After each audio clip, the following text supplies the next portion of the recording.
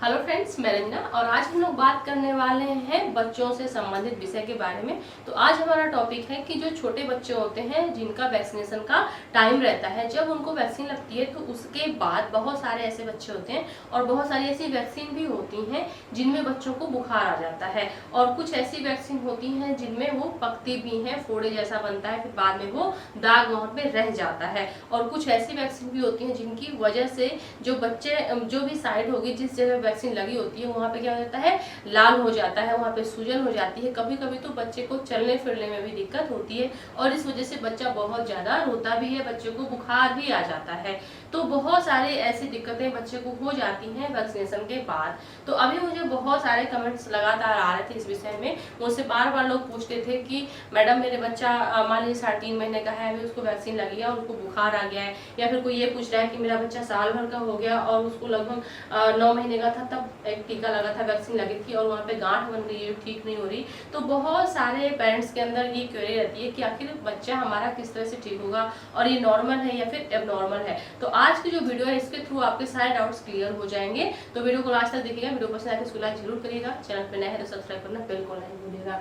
तो अगर हम बात करते हैं किसकी, छोटे बच्चों की, तो जब इनको वैक्सीन लगती है, देखिए छोटे बच्चों को वैक्सीन लगवाना बहुत ही जरूरी है। अगर एक वैक्सीन लगी है उससे बच्चे को दिक्कत हो रही है और दूसरे वैक्सीन का ड्यू है तो आप कभी भी उसको ये सोच के मत स्किप करिए कि बच्चे को फिर उतनी ही दिक्कत होगी।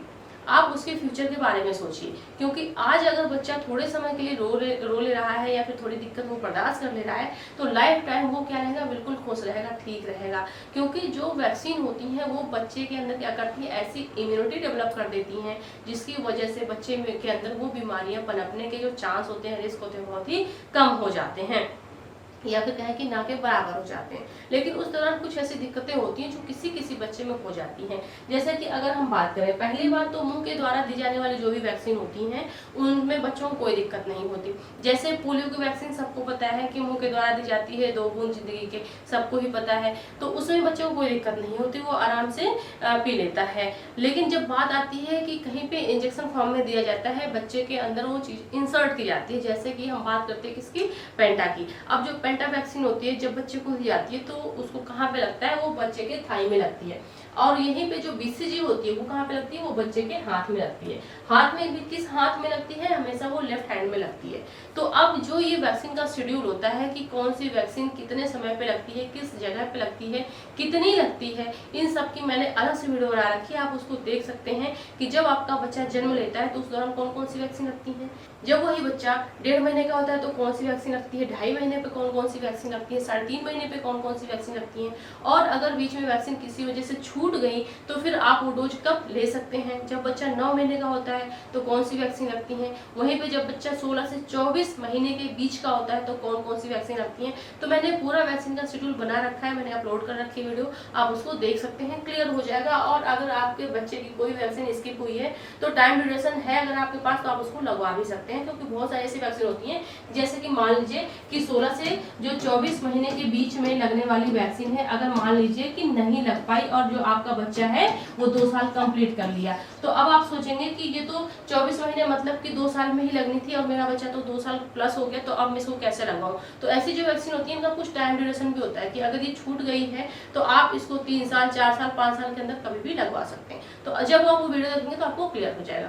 तो यहाँ पर अगर हम बात करते हैं कि अगर किसी भी बच्चे को क्या लगा है, बीसीजी का टीका लगा है, किसी बच्चे को अगर बीसीजी का वैक्सीन लगा हुआ है तो उस बच्चे का जो साइड होगा, मान लीजिए कि उसके लेफ्ट हैंड में लगा है, तो यहाँ पे जो वैक्सीन लगेगा उस वैक्सीन की खासियत होती है, ये क्या होता है, वहाँ पे पकता है, पहले एक छाला जैसा पड़ेगा, फिर वहाँ पे पकना शुरू होगा, फिर वहाँ पे पस फॉर्मेशन होगा और उसके बाद फिर वो अपने आप सूख जाएगा और फिर वहाँ पे एक दाग जैसा बन जाता है, एक स्कार बन जाता है। तो जब वैक्सीन लगती है तो उसी दौरान जो भी हेल्थ वर्कर है वो माता पिता को बता देता है कि इसमें घबराने वाली कोई बात नहीं है, बच्चे को वैक्सीन दी जा रही है बीसीजी की, जो बच्चे को किससे बचाएगी, ट्यूबरक्लोसिस जो बीमारी होती है उससे बचाने के लिए दी जा रही है। और इस एरिया में आपको कम से कम 1 हफ्ते से लेकर 10 दिन तक किसी भी तरह का मालिश नहीं करना है, मतलब तेल नहीं लगाना है और यहाँ पे मसाज वगैरह नहीं करनी है, इसको हमेशा मतलब कि साफ रखना है, इसको दबाना नहीं है, ये पकेगा फूटेगा, यहाँ पे एक दाग बनेगा, उसके लिए आप परेशान मत होइएगा। तो वो तो हेल्थ वर्कर बता देते हैं। अब जैसे अगर बच्चे को मान लीजिए हाथ पैर में लगी यहाँ पे, अब उसके बाद क्या हुआ कि वहाँ पे मान लीजिए सूजन हो गई, या फिर वहाँ पे घाव हो गया, या फिर वहाँ उसके वजह से बच्चे को बुखार आ गया, तो पेरेंट्स ना घबरा जाते हैं, माता पिता घबरा जाते हैं, क्योंकि भाई बात बच्चे की है और बच्चे का स्वास्थ्य हमारे लिए बहुत ज़्यादा महत्वपूर्ण होता है, किसी के लिए भी, किसी के भी बच्चे हों। तो जो भी हेल्थ वर्कर है एक तो पहले से वो बता देता है कि ये वैक्सीन जो लग रहा है इसमें बच्चे को बुखार आएगा। अब जैसे 9 महीने पे जो वैक्सीन लगती है उसमें बच्चे को बुखार नहीं आता, लेकिन जो वैक्सीन 1.5 महीने पे लगती है, जो वैक्सीन 1.5 महीने पे लगती है और जो वैक्सीन 2.5 महीने पे लगती है, 3.5 महीने पे लगती है, इनमें क्या होता है कि बच्चे को बुखार आता है। तो जो भी हेल्थ वर्कर है वो पहले से बता देते हैं कि बच्चे को बुखार आएगा, ज़्यादा परेशान होने वाली बात नहीं है। लेकिन कभी कभी क्या होता है कि जैसे वैक्सीन लगी और उसके बाद क्या होता है कि इस एरिया में पूरा ये लाल हो जाता है, वो चाहे बाह में लगे या फिर उसके पैर में लगे। तो वैक्सीन लगने के बाद क्या होता है कि बहुत सारे बच्चों को उस एरिया में क्या होता है लाल हो जाता है और बहुत टाइट हो जाता है, मतलब एक गांठ जैसा बन जाता है, वो भी बड़ी सी। तो माता पिता क्या है डर जाते हैं। कभी कभी क्या होता है बच्चा पैर जमीन पे रख नहीं पाता है, उसको बहुत ज्यादा दर्द होता है और इस वजह से बहुत ज्यादा वो रोता है, उसको बुखार भी आ जाता है। तो बहुत सारे बच्चे होते हैं जिनमें कोई लक्षण नहीं दिखता है, सिर्फ बुखार आता है नॉर्मल, और बहुत सारे बच्चे ऐसे होते हैं जिनको बहुत ज्यादा दिक्कत होती है। तो इसमें देखिए घबराने वाली कोई बात नहीं होती है। दरअसल जो वैक्सीन होती है वो थोड़ा हार्ड होती है और इसीलिए वहाँ का जो एरिया होता है किसी किसी बच्चे में थोड़ा सा हार्ड हो जाता है, वहाँ पे रेडनेस हो जाती है, लाल हो जाती है वहाँ की स्किन, और कुछ समय बाद वो अपने आप फिर ठीक हो जाती है। अगर बच्चे को बुखार हो रहा है तो नॉर्मली वहाँ पे आप बच्चे को पैरासीटामोल दे सकते हैं, नॉर्मली आप उसको पैरासीटामोल दे सकते हैं। अब कितना दे सकते हैं इसके बारे में भी अभी हम बात कर लेंगे, क्योंकि जो बच्चे की एज होती है, एज के हिसाब से जो टैबलेट्स होता है या फिर जो सोल्यूशन होता है, सिरप होता है, उसका जो पावर होता है वो कम या ज़्यादा होना चाहिए, नहीं तो क्या होगा कि बच्चे के लिए दिक्कत हो जाएगी। तो अभी हम बात कर लेंगे। तो फिलहाल हम ये बात करते हैं कि अगर बच्चे में ऐसी कोई दिक्कत हो रही है, उसको अगर बुखार आ रहा है या फिर उस एरिया में गांठ हो जा रही है या फिर वहाँ पे लाल है या फिर सूजन हो गई है, बच्चा अच्छे से चल नहीं पा रहा है, तो घबराने वाली कोई बात नहीं होती है। 2-4 दिन में वो अपने आप ठीक हो जाता है। अगर गांठ बन गई है तो वो गांठ धीरे धीरे मेल्ट हो जाती है, गल जाती है, उसमें भी घबराने वाली कोई बात नहीं होती है। हाँ, अगर उस एरिया से पॉस फॉर्मेशन हो रहा है, मतलब कि मवाद वगैरह निकल रहा है या वहाँ पे गांठ बन गई फिर वो पक रही है, तब वहाँ पे दिक्कत वाली बात होती है। लेकिन अगर गांठ बनी है, सॉफ्ट गांठ है, ऊपर से देखने में बिल्कुल सरफेस आपका दिख रहा है कि वहाँ पे किसी भी तरह का कोई फोड़ा का उभार नहीं है, बस वहाँ पे सूजन जैसा लग रहा है और लाल है, गांठ है, तो फिर वो धीरे धीरे क्या होती है ठीक हो जाती है। वैक्सीन क्या थोड़ा सा हार्ड होती है और इसलिए वो एक जगह मतलब कि वहाँ उस एरिया में ज़्यादा सेंसिटिव हो जाती है, वो एरिया लाल हो जाता है और वहाँ पे सूजन हो जाती है, लेकिन कुछ समय बाद ये ठीक हो जाती है। तो आप इसके लिए क्या कर सकते हैं? पहली बात तो जो हेल्थ वर्कर है वो आपको बता ही देगा कि जो वैक्सीन होती है, कभी भी हम यहाँ पे इंजेक्शन की बात नहीं कर रहे हैं, हम सिर्फ वैक्सीन की बात कर रहे हैं। तो इन वैक्सीन के लिए हमेशा हम किसका प्रयोग करते हैं? धुलाई के लिए हमेशा आइस पैक का प्रयोग करते हैं। किसका प्रयोग करते हैं? आइस पैक का प्रयोग करते हैं, या फिर हम कोल्ड वाटर का भी प्रयोग कर सकते हैं। अगर नहीं है घर में आइस पैक तो आप कोल्ड वाटर का भी प्रयोग कर सकते हैं। अब अगर किसी के पास फ्रिज वगैरह नहीं है तो आप नॉर्मल जो टैप वाटर है उसका भी प्रयोग कर सकते हैं, मतलब कि नॉर्मल जो कुआं है, नल है, जो पानी आप पीते हैं उसका भी प्रयोग कर सकते हैं। या फिर आप ये भी कर सकते हैं कि जैसे आज अपने बच्चे को वैक्सीन लगवाई तो आप एक कटोरे में या फिर एक लोटे में पानी रख दें, कहाँ पे? खुले आसमान के नीचे, और उसको उसके बाद जब सुबह हो जाए तो उसी पानी से बच्चे के उस एरिया की धुलाई करें जहाँ पे वैक्सीन लगाया गया है। तो ये उन लोगों के लिए है जिनके पास ये सुविधा नहीं है, मतलब कि उनके यहाँ ऐसा कुछ नहीं है जिससे पानी को ठंडा किया जा सके या फिर आइस बनाया जा सके, तो ये उन लोगों के नहीं। तो आप आइस पैक से सिकाई कर सकते हैं या फिर कोल्ड वाटर से। अब अगर आइस पैक की बात करें तो डायरेक्ट अप्लाई नहीं करना है कि आपने आइस पैक लिया और फिर उस एरिया पे आपने रगड़ना शुरू कर दिया, नहीं। आप आइस पैक लीजिए, उसके बाद एक सॉफ्ट कोई कपड़ा लीजिए, उसमें आइस पैक को रोल करिए और उसके बाद उससे सिकाई करिए। डायरेक्ट अप्लाई नहीं करना है, क्योंकि इससे क्या होगा, जो आइस है वो बहुत ज्यादा ठंडी होती है, जैसे आप स्किन पे टच करेंगे बच्चे क्या है वो मतलब कि इरिटेट होगा, या फिर ये भी कह सकते हैं कि वहाँ पे बच्चे को सेंसेशन फील नहीं होगा, और भी है कि बच्चा बहुत ज्यादा रोने लगेगा। तो इसलिए वहाँ पे आपको डायरेक्ट आइस अप्लाई नहीं करनी है। पहली बात ध्यान रखिए, कभी भी गर्म पानी से वैक्सीन को धुलाई नहीं करनी है। अगर आप ऐसा करते हैं तो इसकी वजह से मे बी वहाँ पे फोड़ा बनने के चांस बढ़ जाते हैं, मे बी वो पक सकता है। तो इसलिए हमेशा ध्यान रखिए कि जितनी भी वैक्सीन लगेंगी सब में क्या होगा कि हमेशा ठंडी चीजों से ही धुलाई की जाएगी, पहला ये। दूसरा क्या है कि आप मसाज नहीं करेंगे, किसी भी तरह का वहाँ पे मसाज नहीं करना है। बहुत बार महिलाओं को ये भ्रम रहता है, जैसे वैक्सीन लगी, जो भी हेल्थ वर्कर है जैसे उसने वैक्सीन लगाया तो महिलाएं बहुत ज्यादा तेज से रगड़ती हैं। उनका ये थिंक रहता है, उनकी ये सोच रहती है कि अगर हम इसको अच्छे से रगड़ेंगे तो इसकी वजह से जो वैक्सीन है वो फैल जाएगी, एक जगह इकट्ठा नहीं होगी। ऐसा कुछ नहीं होता। हम जब वैक्सीन लगा रहे हैं तो हम क्या दे रहे हैं, इंट्रामस्कुलर दे रहे हैं, मसल्स में दे रहे हैं। तो अब वहाँ के जो सेल्स हैं, टिश्यू है, वहाँ से धीरे धीरे वो जो वैक्सीन है वो एब्जॉर्ब हो जाती है। उसमें परेशान होने वाली बात नहीं होती कि वो एक जगह इकट्ठा हो जाएगी। ये क्या है, ये सिर्फ एक भ्रम है, वैक्सीन इकट्ठा नहीं होती। और इसलिए बहुत अधिक वहाँ पे रगड़ना नहीं चाहिए जिस एरिया पे वैक्सीन लगी नहीं, तो इसकी वजह से भी एक्स्ट्रा सूजन वहाँ पे हो जाती है, कभी कभी तो ब्लड भी निकलने लगता है। तो इस बात का ध्यान रखिए, जैसे ही वैक्सीन लगी है, इंजेक्शन जैसे इंसर्ट हुआ और जो भी हेल्थ वर्कर है उसने निकाला, तो वैसे भी वहाँ पे क्या करते हैं, बैंडेज लगा देते हैं। लेकिन अगर नहीं लगा रहे हैं, कॉटन लगा दे रहे हैं, तो आप बस हल्के हाथों से उसको दबा दीजिए, पुश कर दीजिए। इससे क्या होगा कि जो वहाँ की मान लीजिए टिनी ब्लड वेसल्स हैं जो टियर हुई हैं, तो वो क्या होगी, वो वहीं पे आप जब प्रेस करेंगे, दबाव पड़ेगा उस पर, तो वो वहीं पे क्लॉट हो जाएंगे, तो खून वहीं पे बंद हो जाएगा, दिक्कत वाली बात ही नहीं होगी। तो पहले आप क्या करेंगे, आइस पैक अप्लाई करेंगे। दूसरा क्या करेंगे कि जो बच्चा है उसको बुखार आ रहा है, तो आप उसके जो उसका फीवर है, बॉडी टेम्परेचर है, उसको मैनेज करने के लिए क्या करेंगे, नॉर्मली इसमें सिर्फ एक ही मेडिसिन दी जाती है जिसको हम क्या बोलते हैं, जिसको बोलते हैं पैरासीटामोल। सिर्फ यही मेडिसिन दी जाती है। अब ये जो पैरासीटामोल होती है, कितनी बार तो जो हेल्थ वर्कर है वो खुद प्रोवाइड करवा देते हैं, और कितनी बार जो माता पिता होते हैं वो बाहर से परचेज करते हैं, या फिर उनके पास पहले से रहती है तो वो उसको यूज कर लेते हैं। लेकिन इसकी जो डोज होती है वो लोगों को नहीं पता होती है, और इसी वजह से कभी कभी दिक्कत हो जाती है कि अब जैसे बच्चा क्या है कि 1.5 महीने का है, अब 1.5 महीने की जो डोज होती है, आपने क्या किया कि आपको पता नहीं, तो आपने डबल ट्रिपल करके बच्चे को पिला दी। तो अब इससे क्या हुआ कि बच्चा बिल्कुल सुस्त पड़ जाता है, और माता पिता घबरा जाते हैं कि वैक्सीन लगी है, उसके बाद बच्चे को बुखार आया, अब देखिए बच्चा इस तरह से हो गया, वैक्सीन लगने की वजह से बच्चा ऐसा हो गया, जबकि वो आपकी लापरवाही की वजह से होता है, वो वैक्सीन लगने की वजह से नहीं होता है। तो अगर हम बात करते हैं किसकी, डोज की, तो यहाँ पे अगर हम डोज की बात करें, तो अगर हम यहाँ बात करते हैं किसकी, चिल्ड्रन अप टू 2 मंथ, मतलब कि जो 2 महीने से कम उम्र के बच्चे होते हैं, 0 से लेकर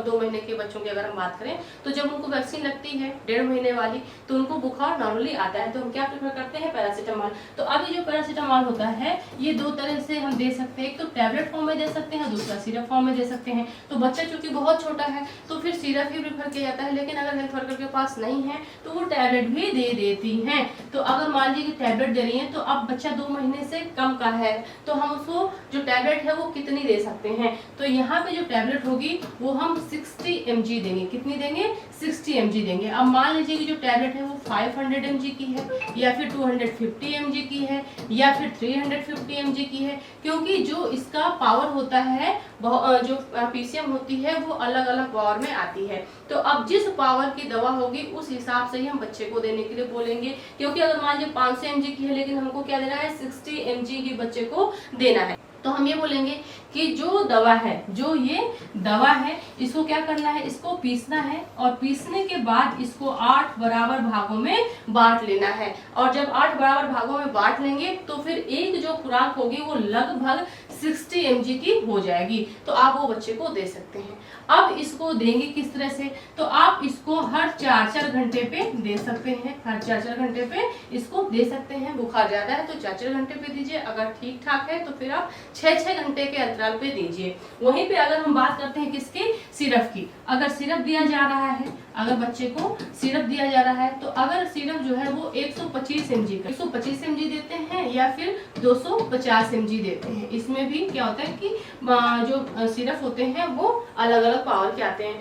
तो 125 mg होता है, यही हम रेफर करते हैं किसको, जो 2 महीने से कम एज के बच्चे होते हैं उनको। अब इसको देना कैसे रहता है, तो जो सिरप होता है उसके साथ एक कैप भी रहता है, जो सिरप की लीड होती है, मतलब जो पूरा बॉटल होता है, बॉटल में जो लीड होती है, ढक्कन होता है, उसके ऊपर ऐसा एक अलग से कप लगा रहता है, प्लास्टिक का मेजर कप लगा रहता है। तो इसमें क्या होता है, यहाँ पे यूनिट लिखी रहती है, जैसे इसमें लिखी हुई है 2 7.5 ml लिखा हुआ है, यहाँ पे 5 ml लिखा हुआ है, यहाँ पे क्या 7.5 ml लिखा हुआ है। तो जबकि हमको पता है कि बच्चा क्या है 2 महीने से छोटा है, तो इसको हम कितना देंगे, तो इसको हम दे सकते हैं 2.5 ml, 2.5 ml देंगे। और इसको अगर बच्चे को ज्यादा बुखार है तो फिर हम क्या करेंगे कि इसको हर 4-4 घंटे पे देंगे, अगर कम बुखार है तो फिर हर 6-6 घंटे पे बच्चे को हम दे सकते हैं। और अगर बुखार ठीक हो गया तो फिर इसको वहीं पे बंद कर देना है। और अगर जो बच्चा है वो 3 महीने से लेके 1 साल के बीच का है, 3 महीने से लेके, ये 3 क्या है मंथ है, ईयर नहीं है, इसको समझ लीजिएगा।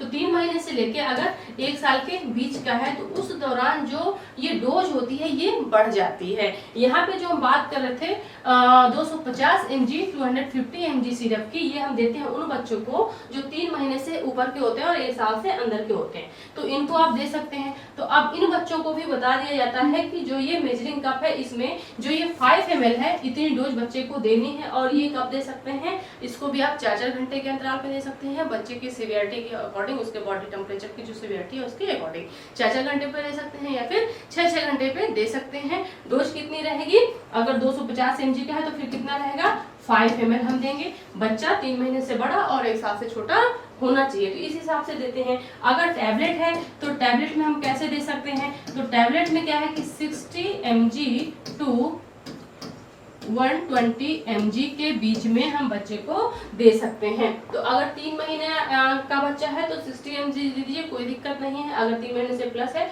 तो फिर हम 60 mg से लेके 120 mg के बीच में उसको दे सकते हैं। अब जैसे कि जो टैबलेट है अगर इस पावर में है तो आप उसको डिवाइड करके उस तरह से बच्चे को दे सकते हैं। अब अगर जो बच्चा है वो 1 साल से लेके 5 साल के बीच का है तो उस दौरान हम बच्चे को क्या देंगे।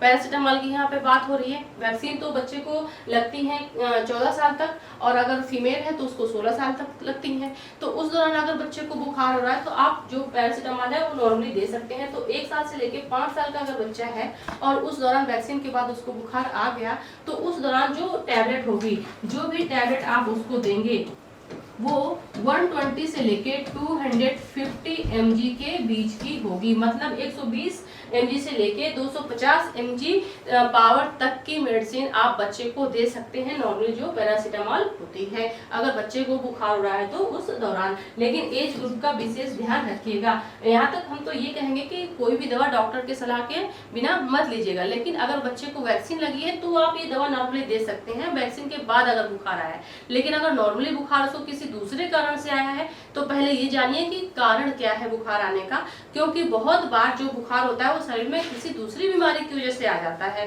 क्योंकि बुखार क्या कोई बीमारी नहीं है, ये तो लक्षण होते हैं जो दिखता है, बॉडी का टेम्परेचर बढ़ जाता है तो आदमी कहता है बुखार आ गया। तो अब जिस वजह से आ रहा होगा पहले हमको वो कारण सही करना पड़ेगा, तब जाके बुखार ठीक होगा। जैसे जो बच्चा होता है जब उसको वैक्सीनेशन दिया जाता है, मतलब टीका लगाया जाता है, तो उसके बाद जो भी उसकी समस्याएं होती हैं इस तरह से हम उसको हैंडल करने की कोशिश करते हैं और बच्चा ठीक भी हो जाता है। तो अगर आपके बच्चे को भी वैक्सीन लगी है और उसके बाद उस एरिया में जहाँ पे वैक्सीन लगी है वहाँ पे सूजन हो रहा है, लाल हो गया है, बच्चे को चलने में दिक्कत हो रही है, दर्द हो रहा है, बच्चा बहुत अधिक रो रहा है, बुखार हो गया है या फिर वहाँ पे गांठ हो गई है, तो घबराने वाली कोई बात नहीं होती है। आप बस उसकी शिकायत करते रहिए। ये गांठें धीरे धीरे गल जाती हैं। बहुत सारे बच्चों की जो गांठें होती हैं लगभग 20 से 25 दिन में ही ठीक हो जाती हैं। बहुत सारे बच्चे होते हैं जिनको 1 से 1.5 महीना लगता है और बहुत सारे ऐसे बच्चे भी होते हैं जिनकी गांठें 6-6 महीने में ही ठीक होती हैं। तो हर व्यक्ति के शरीर का अलग अलग मैकेनिज्म होता है और उस हिसाब से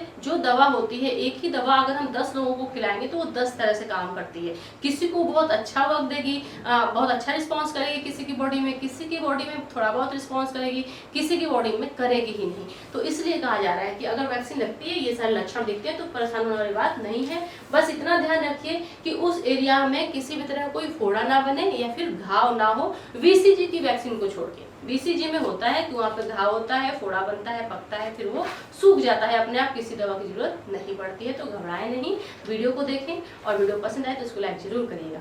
तो मिलते हैं अगली वीडियो में फिर किसी नए टॉपिक के साथ। तब तक